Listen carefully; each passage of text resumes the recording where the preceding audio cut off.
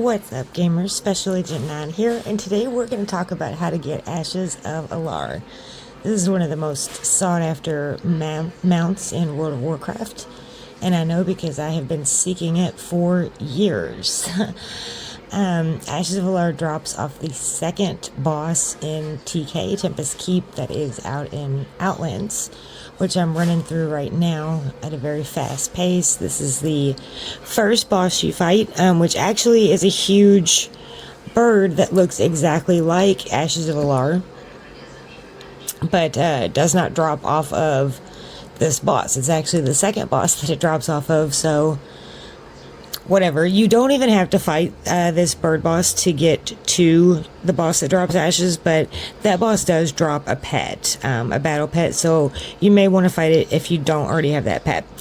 So I'm actually going to fight another boss in the dungeon too.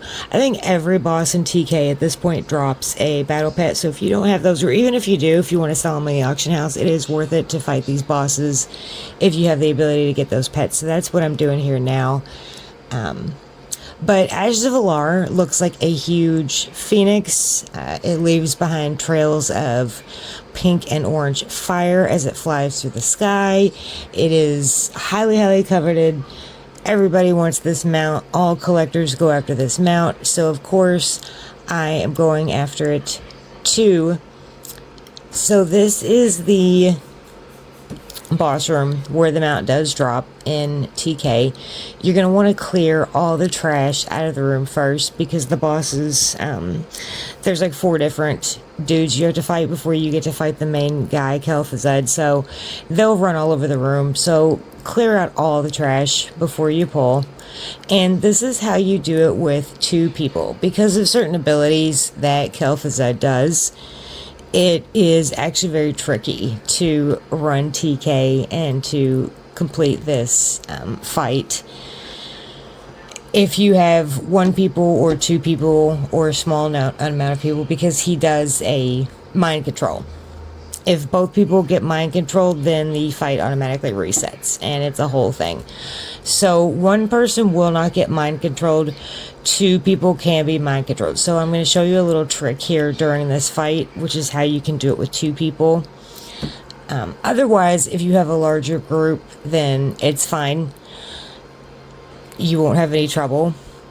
But if you're doing it with a larger group, that is more people you are going to have to roll against in order to get this mount. So keep that in mind, because you definitely want to get a chance to get this mount if it's going to drop. It drops extremely rarely. As I said, I have run this raid every single week for years in WoW Classic, and this is the one and only time I have ever seen it so far. So very hard to see. And when it does drop, again, you have to roll and hope that you're the one that gets it. So at this point, you start the fight, and you have to fight 4 of Kel'Thuzad's little helpers, 1 by 1. After you fight each one of his minions one-on-one, all the weapons spawn. They are epic, or they're legendary weapons. You have to fight all the weapons, weirdly, all at once. They'll spawn in.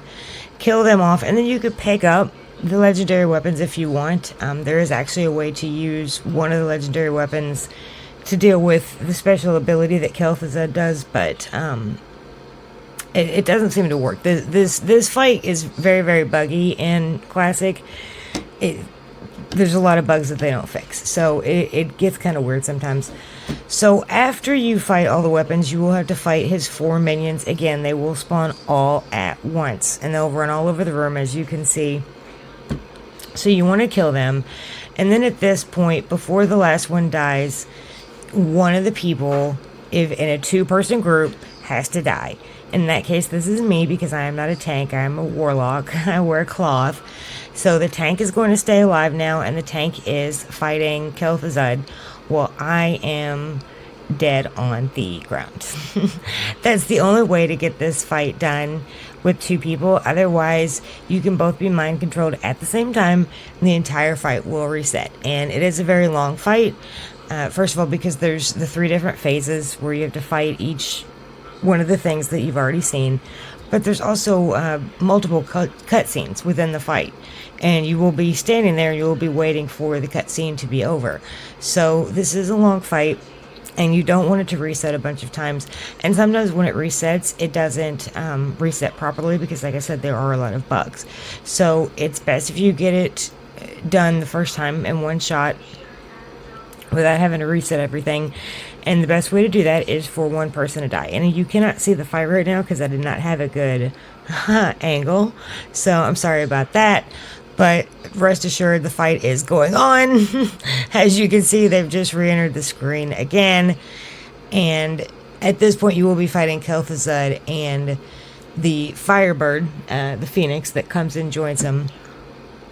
And a well-geared tank that is decently geared in MoP can easily solo this. As a matter of fact, you can do that. You can do it as one person easily, and then if the mount does drop, you don't have to roll against anybody. But if you have a clothy friend like me, bring them along so that they have a chance to get to, because clothies cannot solo this fight currently in MoP Classic. Maybe if Warlords comes out in the next phase, possibly then I'll update you and let you know. So anyway, at this point, the fight is over. He has been defeated. So I've been rezzed. We're checking loot. And guess what happens next?